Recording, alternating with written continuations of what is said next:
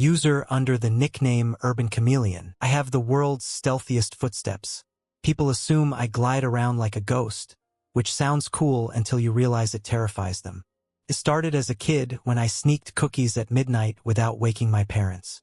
Over time, I perfected it. Now I can traverse hallways, city streets, busy offices, all without a single footstep heard. The weird part is how suspicious this skill becomes when I do it too well. Colleagues jump if they suddenly notice me at their elbow, exclaiming they never heard me approach. Friends accuse me of eavesdropping, though half the time I'm just walking normally. They call me a ninja, but sometimes I see the fear in their eyes, as though I might overhear secrets or appear behind them at an awkward moment. Once, my boss told me it felt like I materialized from thin air near his desk. He was so startled, he nearly spilled coffee. There was nothing sinister about it on my end.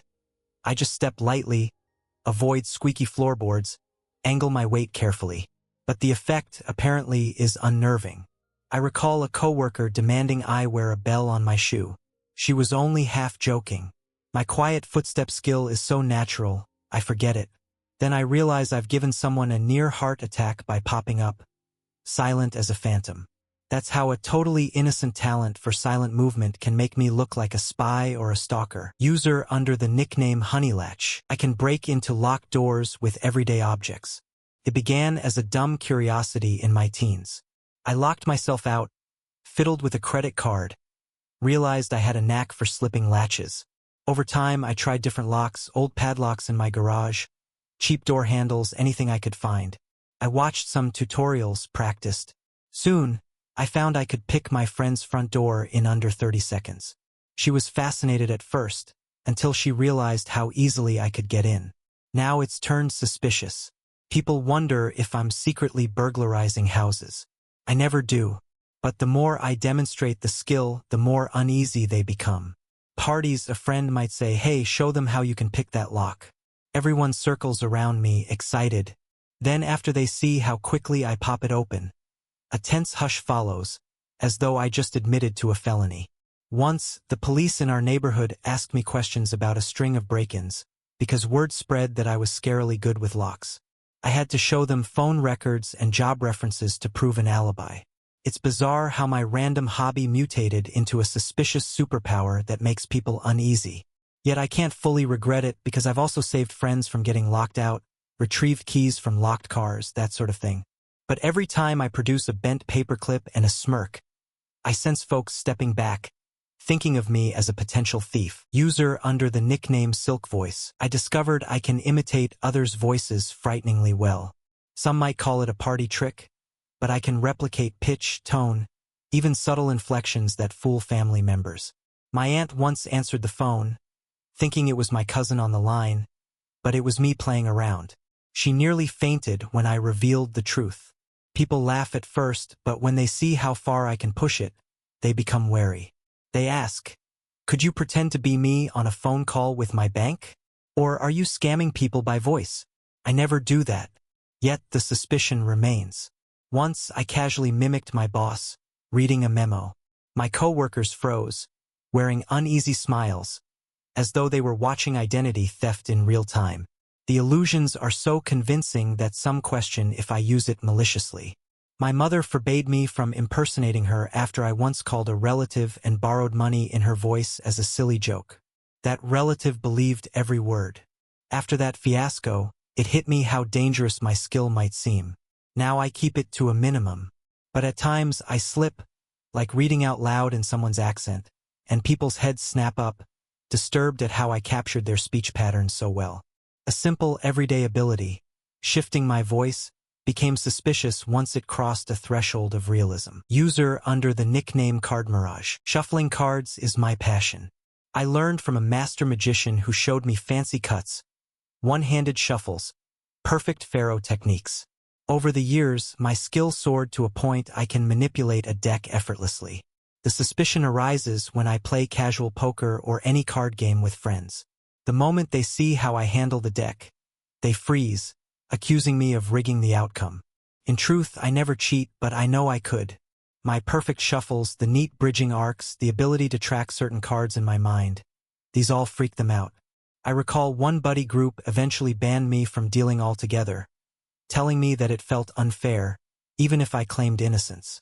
Another time, at a relative's gathering, I started to demonstrate a simple flourish. My uncle abruptly snatched the deck, calling me a hustler. No matter how many times I protest, the suspicion remains. If someone's that good at shuffling, they must be stacking the deck.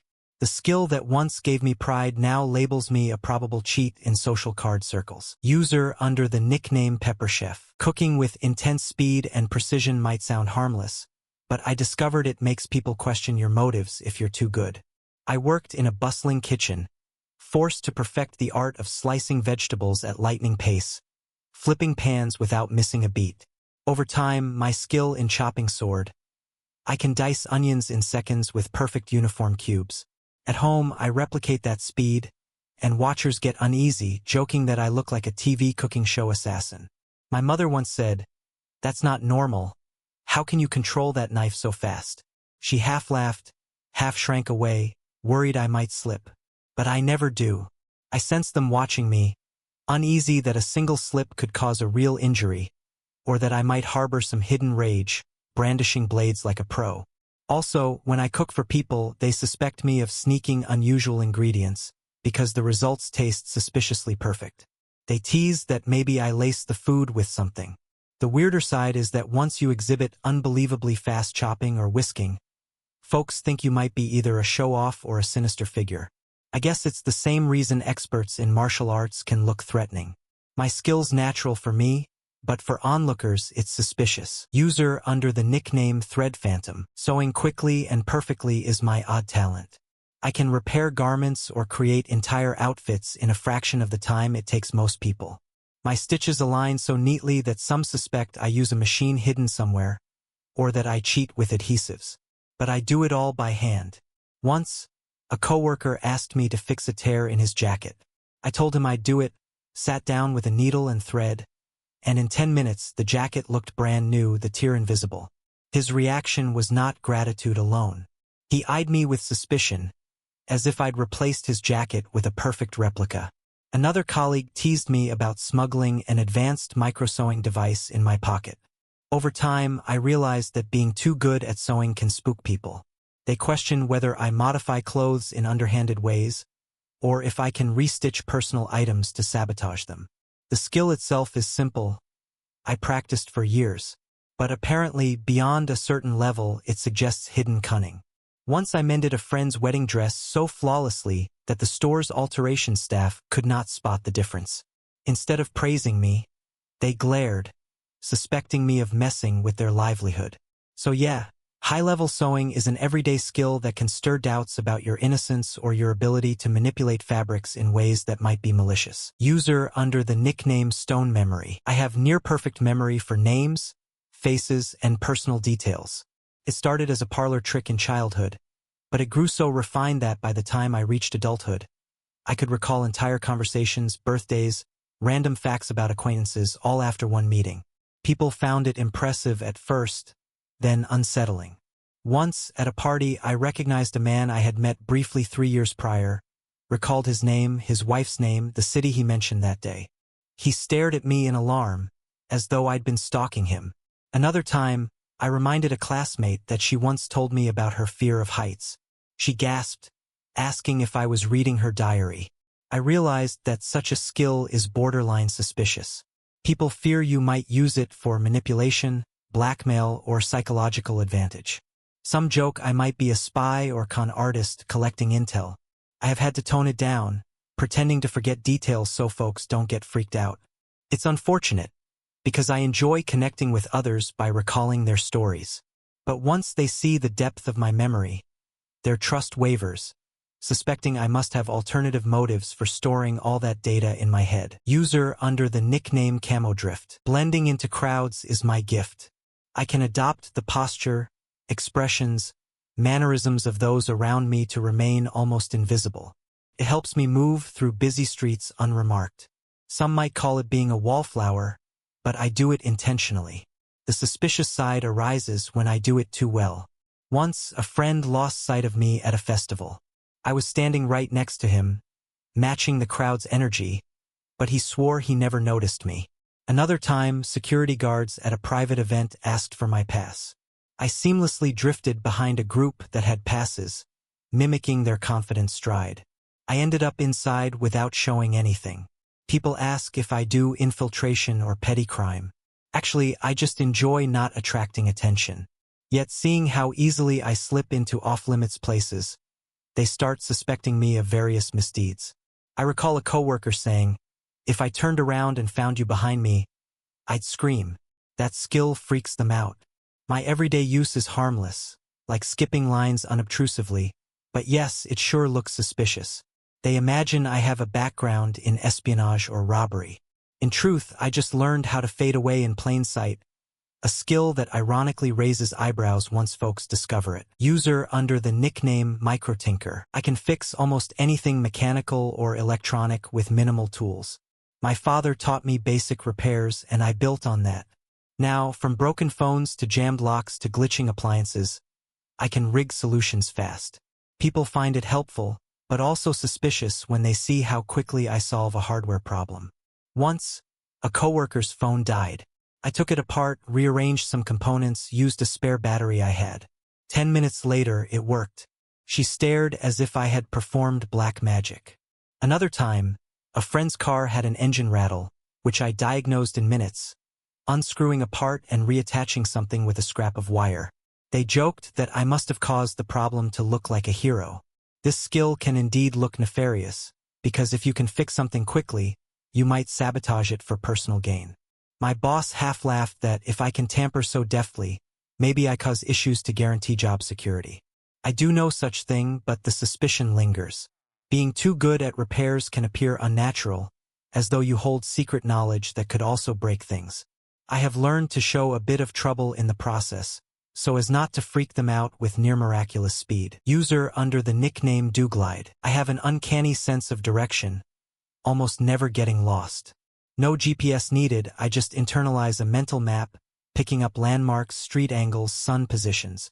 On road trips, I can recall side roads from a single pass. Friends call me a living compass. The suspicious part surfaces when I lead them through unfamiliar terrain with no hesitation, turning corners as if I'd memorized them. They ask if I pre-scouted or if I have some advanced spy training. Even in new cities, I orient quickly and rarely go astray. One friend teased that I might be a smuggler, because who else needs such perfect route memory? Another time, traveling abroad, a local asked how many times I'd been in that city. It was my first time, but I navigated side streets and alleys without confusion. He gave me a look that said, "Are you lying about being a tourist?" I realized a normal person might get lost at least once. My skill, seemingly innocent, can arouse suspicion that I am secretly on some covert mission. I just enjoy never being lost, but people's paranoid stares remind me that it's not normal. User under the nickname Dawnlex. I have an incredible ability to read lips. It started as a child with partial hearing difficulties, so I learned to watch people's mouths. Over time, it became so precise that I can follow entire conversations across a room if I see their faces. I rarely advertise it because it can look creepy. Once, at a loud bar, I repeated something a man across the room said. My friend gaped, asking how I heard it. I admitted I just read his lips. She looked at me like I was a spy eavesdropping on private talk. Another time, I told my boss that I overheard him mention a project, but I had not been close enough to hear. He asked if I was messing with him, because there was no way I could have known. That is when I realized my skill was crossing into suspicious territory. People hate the idea of someone capturing their silent mouth movements, as if it robs them of privacy. Now, I consciously avoid letting them see that I can parse their words. I might turn away if they're discussing something secret, but occasionally, I slip, referencing something I gleaned from lip reading. Their eyes widen, fear flickers, like I invaded their mental space. My everyday adaptation to hearing challenges has ironically turned me into a perceived snoop. User under the nickname Night Angle. I used to stutter as a child, so I practiced breath control techniques that eventually morphed into the ability to hold my breath for a staggering amount of time. I can go multiple minutes underwater or remain absolutely silent without breathing for intervals that alarm watchers. They say it looks inhuman, suspecting me of illusions or doping. Once, in a pool party, I stayed underwater, counting in my head. People started shouting, thinking I drowned. I emerged calmly, and they stared, unnerved. Another scenario, I was in a quiet game of hide and seek. My pursuer crept near. I stilled my breath for what felt like forever. They walked right past me. Later, they swore I must have a device to breathe. The skill that gave me control over stuttering ironically made me suspicious, as though I trained to smuggle, spy, or do something shady. They ask if I am a freediver or a Navy SEAL. When I say no, they wonder why else I'd perfect such a skill. Even my partner once questioned me about it. It's surreal that controlling my breath is enough to raise eyebrows. A simple everyday skill turned suspicious by its extreme proficiency. User under the nickname Ruin Raven. I can remain absolutely motionless, even slowing my blinking, for extended periods. This started as a method to calm my anxiety, focusing on stillness. Soon, I discovered I could freeze in place so convincingly that people believed I was a mannequin or a statue. At a department store, waiting for a friend, I stood against a wall, motionless, arms at my side. A passerby nearly jumped out of her skin when I blinked. She shrieked, realized I was a person. Another time, I used this skill in a game of sardines, effectively vanishing in plain sight. The suspicious part is that it looks unnatural, like I'm a trained covert operative or an assassin who can hide from detection. Coworkers teased me that if I can stand that still, I might be practicing creeper habits. Someone once called me the store phantom. Honestly, it's just a relaxation technique gone wild. But yeah, it spooks people. They suspect me of eavesdropping or planning pranks. The day I realized how weird it is was when my manager scolded me for scaring a customer who thought I was a stiff corpse. That is how an innocent skill like holding still too well morphs into a suspicious superpower in everyday life. User under the nickname Meadowtrace. I never intended to master handwriting forgery, but it happened slowly through my hobby of calligraphy. I studied different scripts, copying letters until they matched examples exactly. Then I moved on to friends' handwriting just for fun, seeing how closely I could mimic it. Over time, it became freakishly precise. One day, a friend glimpsed me replicating his signature on a scrap paper. He turned pale, asked me why I was doing that if I planned identity theft. I panicked, insisting it was just practice. But the trust between us cracked. Another time, my workplace asked me to fill out a colleague's form because she was absent. I did so in her style so it wouldn't raise questions. The manager saw it, frowned, asked if I'd forged it. I hesitated, admitted yes, but only to help, not to cheat. The manager's expression said it all. It's too suspicious. No matter how harmless my intention, my skill at forging handwriting turned me into a potential scammer in everyone's eyes. Eventually, I quit calligraphy altogether, tired of the sideways glances each time I so much as wrote a note. It's frustrating how a simple love for penmanship can bloom into a terrifying power that people fear. User under the nickname Desert Arc. I grew up racing remote control cars. I learned to handle them with incredible finesse, navigating obstacle courses at insane speeds. That eventually extended to real driving once I got my license. Now I can maneuver my car through narrow spaces, perfect parallel parking in one fluid motion, and zip around corners with near-stunt precision. People sometimes praise me, calling me a natural. Others get suspicious. They accuse me of involvement in street racing or some criminal getaway skill. Once I gave a coworker a ride, weaving through traffic seamlessly. Her face went white. She said I drove like a getaway driver in a heist movie. I realized my everyday driving had become unervingly smooth, borderline reckless in their eyes. The cops pulled me over once because I changed lanes so swiftly. They found it suspicious. That's how a normal skill, driving, turns suspicious if you're too good. Now, to avoid trouble, I try to drive more clumsily, letting them see a mild jerk of the steering wheel or taking extra time to parallel park. Feels ridiculous, but it keeps them from eyeing me like a fugitive. User under the nickname Oakdusk. I read extremely fast, finishing entire novels in hours. People around me notice that I can skim a 300-page book in an afternoon and recall every detail. At first, they express awe. Then suspicion creeps in. Are you actually reading or faking it? Are you scanning for blackmail info or secrets? My boss once assigned me a massive policy manual, expecting a few days of study. I returned by lunchtime, said I finished. He tested me with questions I answered perfectly. He eyed me like I had photographic memory or some sneaky motive. Another coworker asked if I was an AI or if I'd read a summary beforehand. The truth is, I'm just practiced. But the scrutiny annoys me.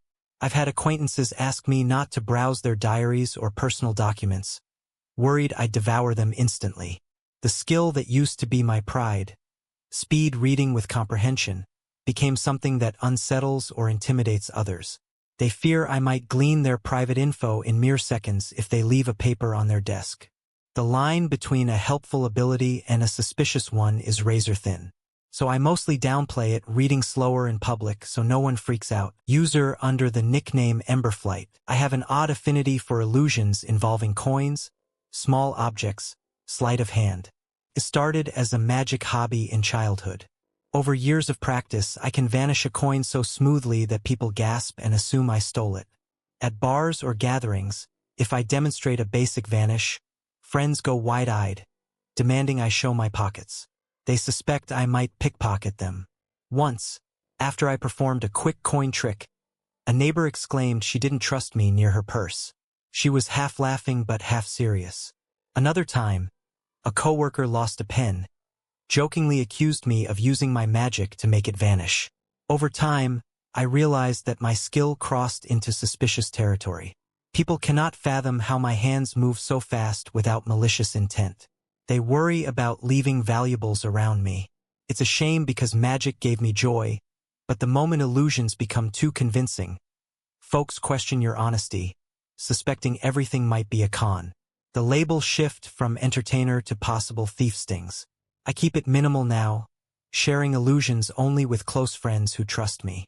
The rest remain wary. User under the nickname FlickerScribe. I taught myself to type unbelievably fast. On a standard QWERTY keyboard, I surpass 200 words per minute with near-perfect accuracy. This might sound purely beneficial. Faster emails, efficient data entry. But coworkers stare in disbelief at my unstoppable flurry of keystrokes. Some suspect I'm copying content from memory or using special macros. A boss once insisted I slow down, as he worried I'd overshadow others or that I had some hacking technique.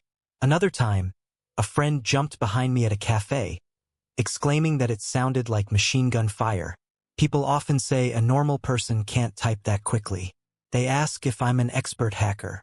The skill itself is harmless, I just practiced for years, but it fosters an aura of suspicion. They see me hammering out pages in minutes and wonder if I'm forging something or capturing secret data. That's how something as innocent as fast typing can spook colleagues. I've even heard them whisper, "She might do shady IT stuff because no one types that fast." In the end, I sometimes forcibly slow down my typing so as not to raise eyebrows, though it's painful stifling a skill that took me ages to hone. User under the nickname Iceflame. I have a weird talent for reading people's micro-expressions, gleaning their emotions from tiny facial cues. I trained it through curiosity about psychology, devouring books on body language. Now, when I talk to someone, I instantly pick up fleeting signals. The flick of an eyelid, a subtle lip twitch, shifting posture. I can guess if they're lying, anxious, or excited. The moment I reveal this to them, they freak out. Some call me manipulative, suspect me of mind games.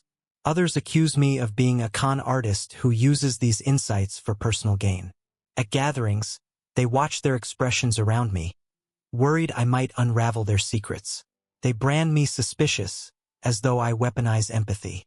Once, a friend asked me to confirm if her boyfriend was lying about a certain detail. I told her he was anxious. She demanded I prove it. Then, the boyfriend found out, got furious that I dissected his behavior. They parted ways. I realized how a skill that helps me connect with others ironically casts me as the suspect, an eavesdropper on invisible cues. So I often pretend ignorance, ignoring the micro-expressions to avoid drama. Because being too good at reading faces is not far from being labeled a manipulator. User under the nickname Raventune. My skill is in whistling with extreme precision.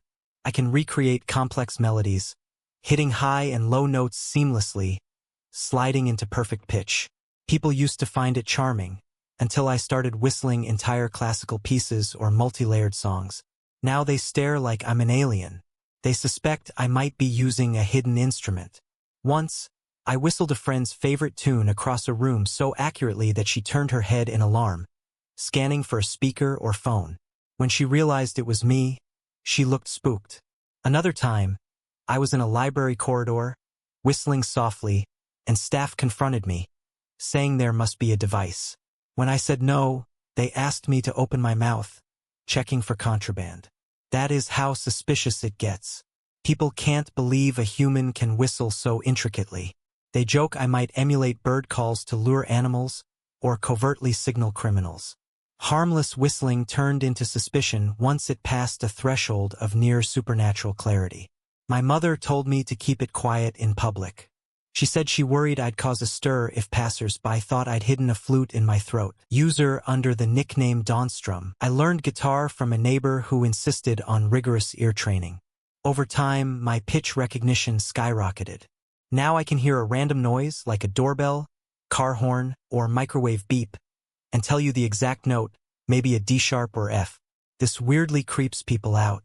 At a friend's house, the door creaked. I casually said, "That's a C note." He blinked, demanded how I knew. Another time, at a restaurant, a glass clinked. I identified it as close to G. The table fell silent, staff eyeing me as if I had supernatural hearing. Some suspect I'm mocking them or using an app. But no, I just hear pitches. The suspicion runs deeper if I mention I can sometimes detect emotional tension in how people speak, linking pitch changes to stress. They call me an empath or worse, a meddler. My original intention was to refine musical skill, but now, identifying random pitches in everyday life draws uneasy stares. People do not trust you if you can decode sounds that precisely. The question arises, what else can you perceive that we can't? That is how a musical skill can morph into a suspicious trait. User under the nickname StarTraverse. I can navigate phone menus and complicated websites with uncanny speed. People see me swipe, tap, find hidden options, set up advanced configurations in seconds. I call it digital intuition. My friends call it borderline hacking. Once, a colleague forgot her phone password, asked me to fix her phone. I found a recovery mode, bypassed it. She looked at me like I'd committed a cybercrime. Another time, my boss's laptop had a minor glitch. I rummaged through settings, resolved it instantly. He gave me a stern look, suspicious that I might rummage through personal files. I sense the tension each time I effortlessly handle a user interface. They think, if you can do that so easily, maybe you can break into my digital life. I never would, but the skill's too advanced for them to trust.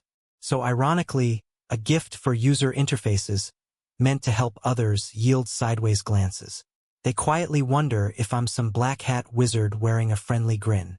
The line between digital competence and suspicious mastery is razor thin in modern society. User under the nickname Mistflick. I can guess people's handwriting from a single letter.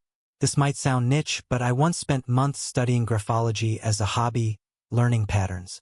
Then I discovered I could identify who wrote a random note by analyzing letter shapes. The suspicion arises because if I find a mysterious note or scribble, I can pinpoint the author with shocking accuracy. In a friend's circle, a rumor-laden note turned up. Everyone wondered who wrote it. I studied it for half a minute, recognized certain loops, corners. I declared it was from Person X. They all gaped. Person X stormed off, humiliated.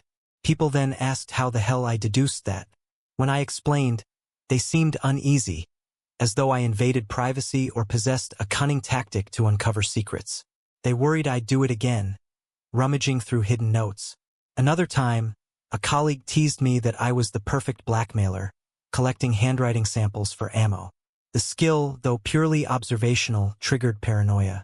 Now, when I see a snippet of writing, I force myself not to comment, because it's safer not to reveal that I know exactly who penned it. User under the nickname Glimmerwisp. I have a strangely heightened sense of smell, borderline superhuman.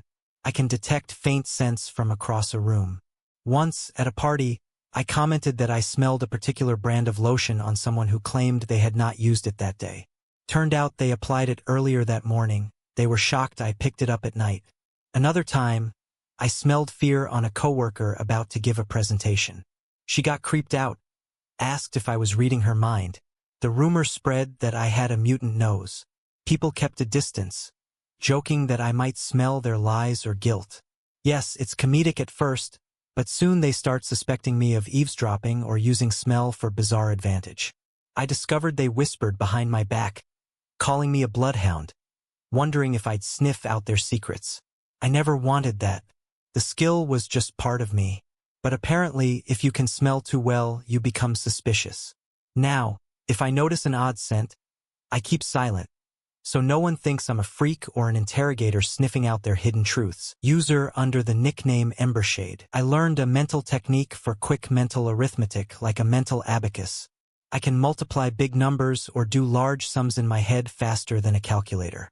People find it cool until they see me rattle off the result for complex calculations in a blink. Then suspicion arises. Once, at the grocery store, a friend tried to figure out the total cost. I gave the sum instantly, including tax. They stared, exclaiming I must be messing with them or used my phone secretly. Another time, I parted a friend from some money when we bet who could sum random digits faster. He demanded a redo, suspecting I rigged something. My own mother worried I'd become a gambler or hustle folks. That's how an innocent mental math skill becomes suspect, especially in contexts like card games or wagers.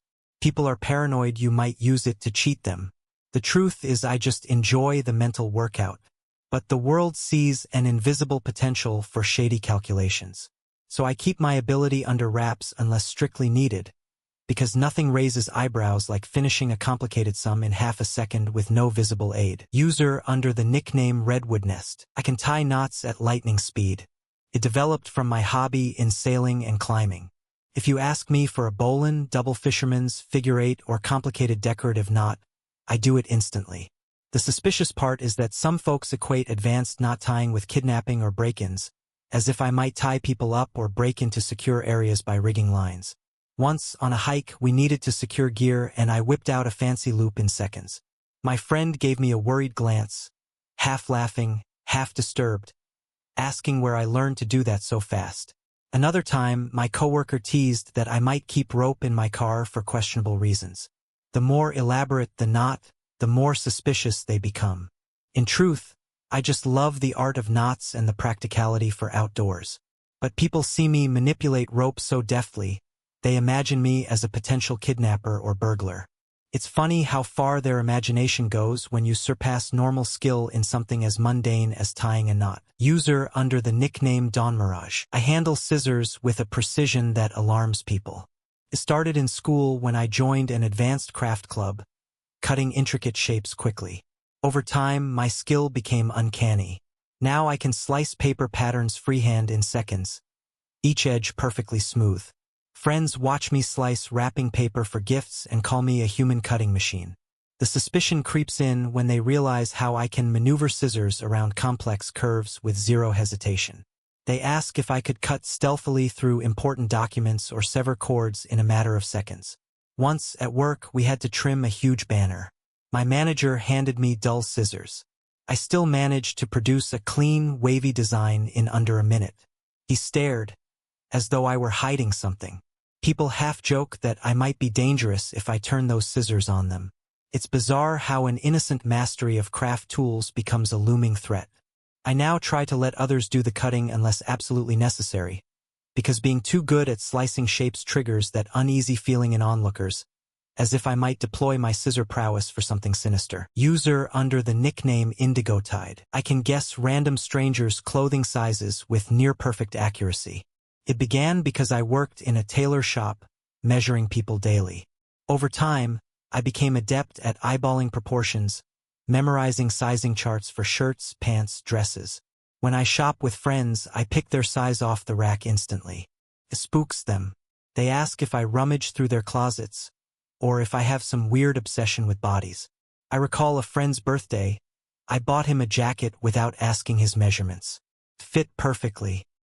He looked both delighted and suspicious, calling me a mind reader. Then, at a party, someone joked I must be scanning them from head to toe, analyzing them like an AI. Another said it might be creepy if I used it to buy clothes for them without their knowledge. My skill at reading silhouettes crosses a line for some. They treat me like a borderline stalker, though all I do is note posture, shoulder width, waist ratio. That is how a purely practical skill can raise eyebrows. I love helping others find well-fitting clothes, but the fear that I might fixate on their bodies ironically repels them.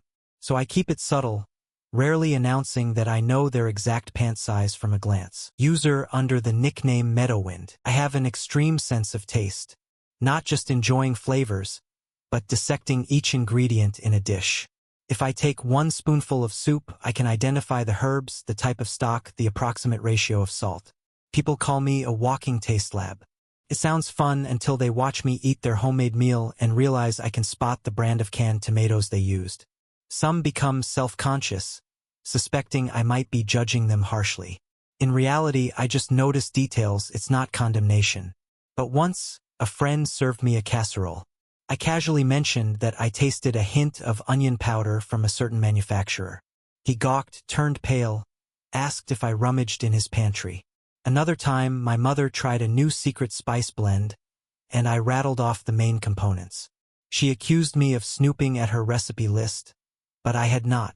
The skill that used to spark curiosity now triggers suspicion that I'm a culinary spy, a flavor detective who might reveal everyone's cooking shortcuts. People often demand I do a taste test on the sly, then they recoil when I name every subtle accent. So, I've learned to dial back my commentary, quietly enjoying food without spooking the chef. User under the nickname Rivercrest. I juggle multiple items with an ease that can border on ridiculous. It started as a child with tennis balls, but I progressed to knives, flaming torches, random objects. The suspicion surfaces when I do it spontaneously in everyday life. If I see 3 apples, I might start tossing them in a fluid pattern. Friends gasp, stepping away, worried about dropping or harming someone. The question arises, if you handle objects that skillfully, can you weaponize them? Another time, at a barbecue, I juggled spatulas and raw hamburgers for a laugh. Everyone initially cheered. Then a hush fell as they realized how dangerously close I came to scalding surfaces. One person whispered that I'd be the perfect frontman for a heist, distracting guards by juggling. They asked if I learned it in prison. The skill is innocent fun for me, but the moment it surpasses normal human limits, onlookers suspect shady backgrounds or potential violence. Now I only break out the juggling when explicitly requested.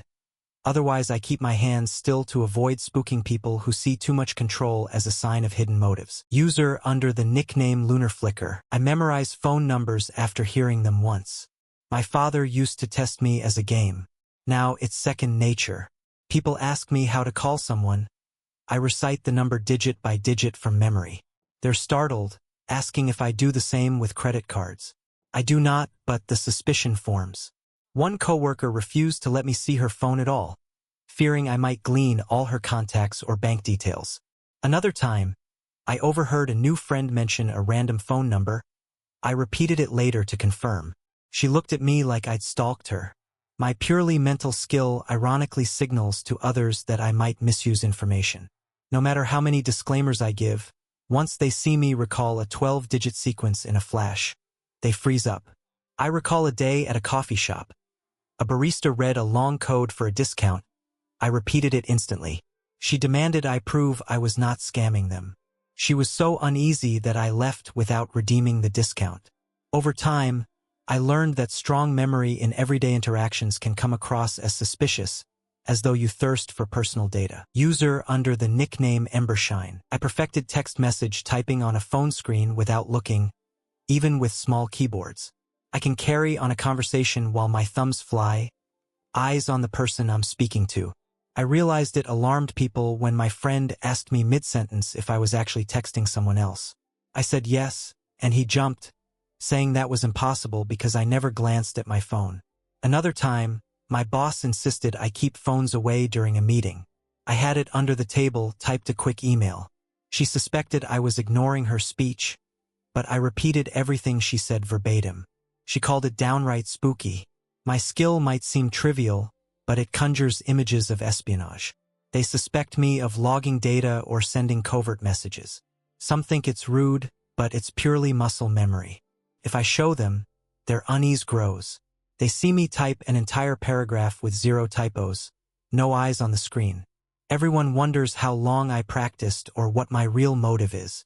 That is how an advanced phone typing skill can become a suspicious advantage. User under the nickname Ashentrace. I can identify someone by the sound of their footsteps. It began as a child, noticing the distinct rhythms of family members approaching. Over time, I sharpened it. Now, if a coworker walks into the office, I instantly know who it is without looking. People find it uncanny, suspect me of borderline supernatural hearing or some infiltration skill. I recall a day when a manager stepped in from behind. I greeted him by name before turning around. He flinched, demanded how I knew. I explained my footstep recognition. He seemed uncomfortable, asking if I eavesdrop on everyone. Another coworker joked I was part bloodhound, able to track them by foot patterns. The skill is purely observational, but the reaction is that I'm creeping around analyzing people. One friend confessed she felt uneasy in my presence, worried I'd track her even in a crowd. So yes, something as harmless as footstep recognition can brand you as suspicious if you do it too precisely. Now I pretend not to notice footsteps, waiting to see them before greeting, just to avoid scaring them. User under the nickname Jade Mist. I watch far too many puzzle videos so I can solve complex riddles or puzzle boxes in record time. Family used to find it impressive, asking me to open tricky child-proof containers or crack safes. But as I improved, they grew uneasy. Once, my aunt asked me to open an old locked chest in her attic. I solved it in under a minute. She stepped back, eyes wide, as though I'd used magic or specialized criminal skills. Another time, my friend locked his keys in a weird puzzle-based lockbox. I cracked it open almost instantly. He gave me a speech about how I'd make a perfect burglar. I tried to reassure him that it's just puzzle logic, but the suspicion lingers. People see me approach a puzzle with cold efficiency, flipping levers, decoding patterns. They suspect I could bypass locks anywhere. They half joke about me visiting escape rooms, finishing them in moments. I used to love puzzle challenges, but the stares I get afterward remind me that crossing a certain threshold of skill incites distrust, as though mastery of solutions implies a potential for wrongdoing. User under the nickname Frostbeacon. I can blend makeup and disguise features so expertly that it verges on shape-shifting. I taught myself by watching tutorials, eventually surpassing everyday cosmetics. Now I can transform my face to appear older, younger, different ethnicity, or replicate a celebrity's look. My friends marvel, then question if I use it to deceive. One friend insisted I might have a double life, tricking people about my identity. Another coworker found me suspicious, saying I could commit a crime in one face and show up to work in another. The jokes turned dark. I recall attending a costume party where I changed makeup halfway, re-entering with a new persona. People freaked out, calling it uncanny. The skill that started as an artistic passion ended up breeding paranoia. They see me as a potential con artist or manipulator, because if you can alter your appearance that convincingly, who's to say you won't abuse that power? I do not, but the skill's mere existence triggers a wave of suspicion. User under the nickname Silent Read. I taught myself how to control my blinking rate. It sounds silly, but I can go long stretches without blinking, or blink rapidly in short bursts. I used it to reduce dryness in certain environments and maintain focus. People find it disturbing. They notice me stare, unblinking, for extended times. They joke I'm a robot or an alien. In more tense situations, if I fix my gaze on someone and forget to blink, they become uneasy, suspecting me of intimidation tactics. A friend once got into an argument with me, accused me of psychologically dominating him by refusing to blink. I tried explaining it's an unconscious skill I honed. He said normal humans cannot do that. In the office, I'd sometimes read my screen intensely, going half a minute without blinking, and the coworker next to me nearly jumped out of his seat, swearing I was trying to unnerve him. That is how controlling your blink becomes suspicious. People interpret it as manipulative or unnatural. I have learned to sprinkle in extra blinks just so no one thinks I'm silently plotting their demise. User under the nickname Forest Wisp. I developed an uncanny ability to recognize plants, down to minute details. Herbs, weeds, flowers, trees. I identify them instantly even if I have only seen them once before. It began innocently as a foraging hobby. I memorized botanical features, learned about toxic versus edible species. Over the years, I refined it into near-instant recognition. People applauded it at first, asking me to confirm which berries were safe on hiking trips. Then suspicion crept in. They wondered if I used my skill to brew suspicious potions or produce certain toxins. A colleague half-joked I might run an underground apothecary. Another time, a local ranger confronted me, suspecting me of illegally harvesting protected plants because how else would I know them so well? I had never stolen a single leaf, but seeing me pinpoint rare species by Latin name in seconds gave them the impression of a sly poacher. Now I limit how often I show off my skill. If someone randomly picks a plant and demands identification, I act uncertain. It feels wrong to stifle something I love, but the moment I demonstrate that level of expertise, eyes narrow as though I might be a secret witch or unscrupulous gatherer. User under the nickname Night Ripple. I refine arguments too smoothly in debates or casual spats. My brain churns out counterpoints with machine-like speed. Over time, friends realize that if they argue with me, I systematically dismantle their points, rarely stumbling. Sounds great, but it draws suspicion. They ask if I'm a lawyer or manipulative politician in disguise. I recall a friend who tried to discuss a sensitive issue, and I responded with a structured logic approach. She eventually said, "Stop. You're not even letting me breathe.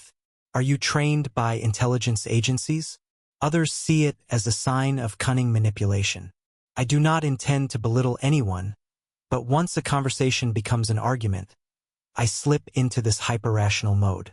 I notice the fear or distrust in their eyes, as though I might twist their words. That is how an advanced debate skill becomes suspect. They suspect I might use it to lie, deflect, or push an agenda. Soon, folks avoid discussing serious topics with me, worried I'll corner them. The heartbreak is that I only honed my mind for clarity, but they read it as controlling or sinister. Now I try to slow down, inject small errors, let them see I'm human so they do not brand me a manipulative puppet master. User under the nickname Emberspine. I memorized keyboard shortcuts for nearly every software I use. My fingers fly across the keys, executing actions in half the time.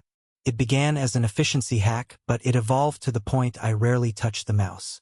Coworkers watch me zip around the screen, opening files, resizing windows, editing text, all without pausing. They ask if I programmed a custom script or if I hacked the company's software. The suspicion arises because it looks like the interface teleports from one function to another with minimal input. My manager once demanded I slow down, complaining he could not follow my demonstration in training sessions.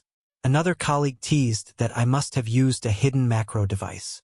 When I insisted it was just memorized shortcuts, she gave me a skeptical glare. It is an innocent skill, but in their eyes it verges on cheating or advanced hacking.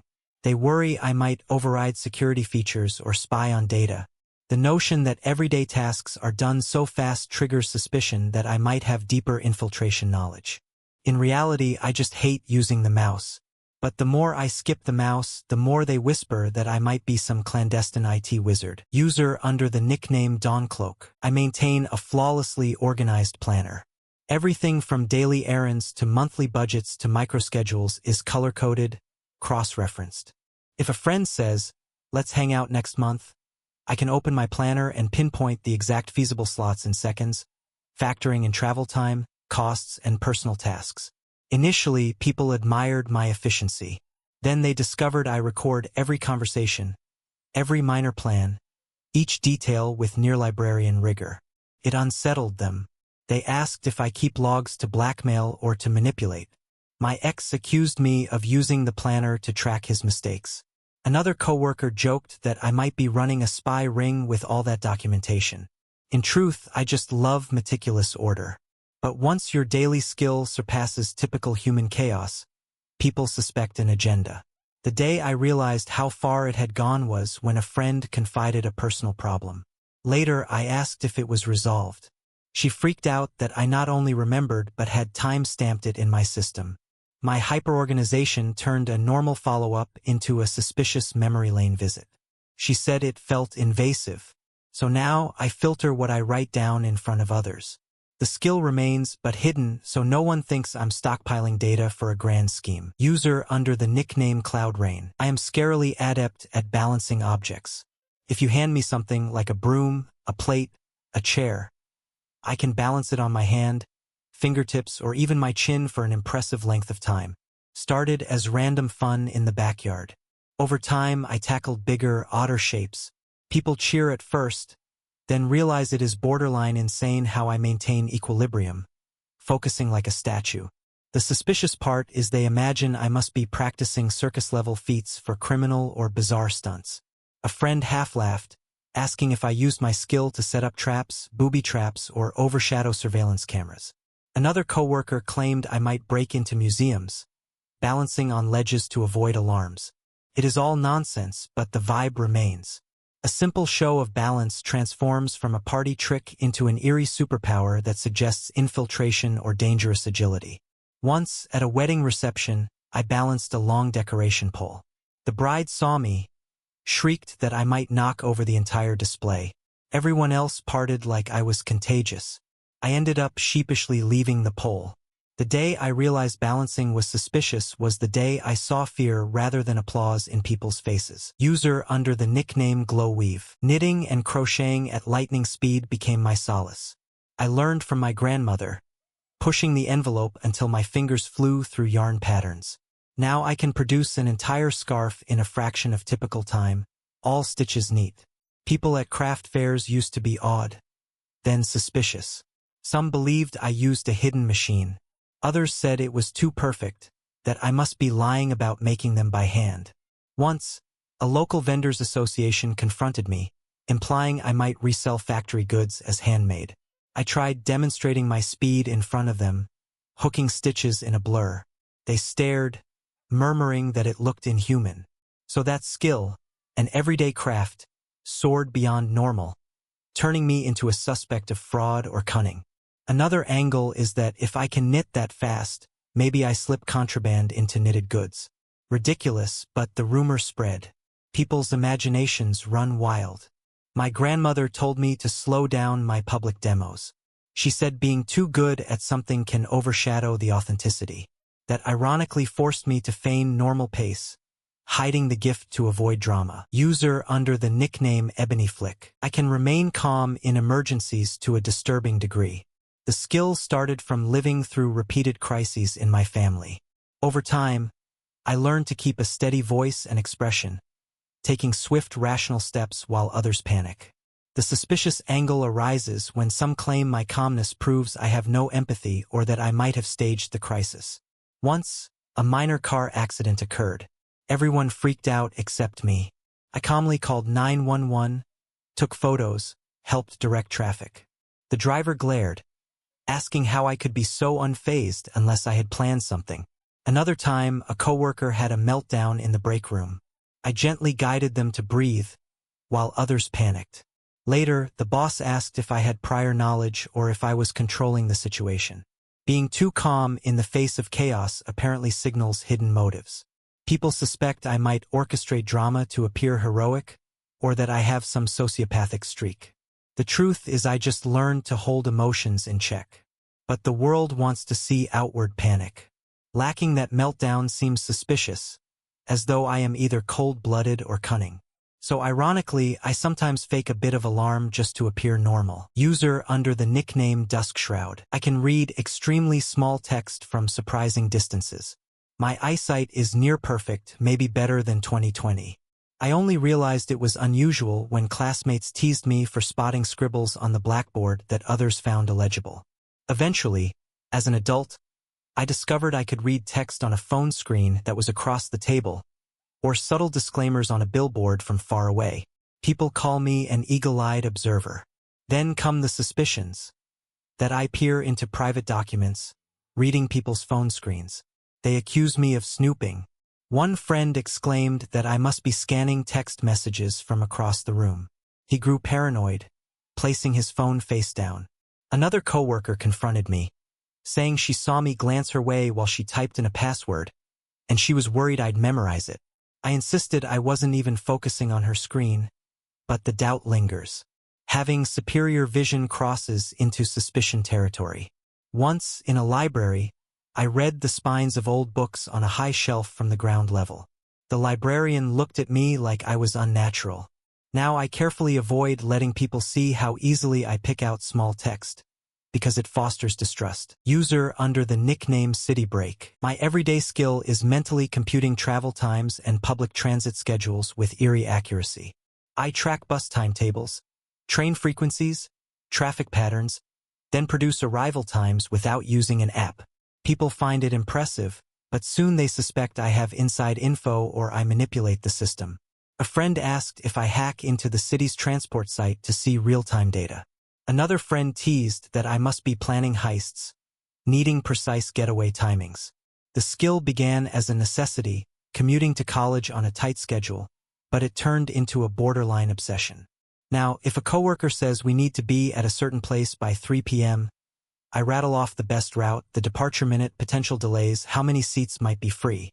That last detail spooks them. They ask, how do you know seats will be free? I guess based on historical ridership. But it looks suspicious, as though I hacked ridership data. This everyday skill ironically fosters an aura of infiltration or advanced tracking. So I tone it down, letting them think I'm just using normal phone apps. If I reveal the entire mental process, they stare at me like I might exploit it for nefarious ends. User under the nickname Emberfrost. I honed an ability to do perfect hair braiding, from simple styles to incredibly complex fishtails or waterfalls, all within minutes. I can handle multiple strands with speed, creating symmetrical patterns that wow people. At first, friends lined up for free braiding sessions. Then I overheard them whisper that my skill was too uncanny, as if I manipulated hair in an almost inhuman fashion. Some said I might forcibly cut or style hair in their sleep. Ridiculous, but the rumor spread. Another time, I braided a coworker's hair for a wedding, finishing a gorgeous intricate updo in record time. She exclaimed it looked like a top stylist spent hours. She asked if I had special training or used hidden cords. My skill is purely from practice, but evidently that can appear suspicious, as though I might sabotage hairstyles or do quick, stealthy transformations. Now, if someone requests a fancy braid, I slow down, pretend to check each section meticulously, so they do not suspect me of advanced hair manipulation. It's a pity, but that's the cost of crossing the threshold from good to suspiciously perfect.